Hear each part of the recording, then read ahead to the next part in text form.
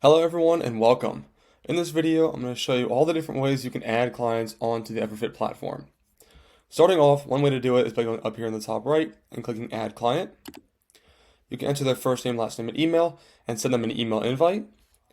If you want to add multiple clients at the same time, you can click Add Multiple Clients and you can enter multiple people in at the same time and then invite them all at once.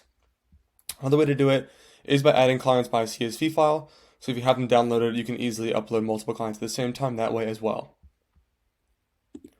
Another way down here in the bottom left, every coach will have their custom invite link. So you can just copy this link and send it out to clients individually, paste on your website, social media, or anything like that. And anybody can sign up using that link as well. And the final way would be through our payment to packages feature. So when you create a package, each package does have its own custom link. So when you click share on a package, it'll copy to your clipboard, so again, you can paste that anywhere you want or send it out to clients individually, and any client can make their own account and sign up with your platform that way as well. Hopefully this was helpful. Thank you all for watching.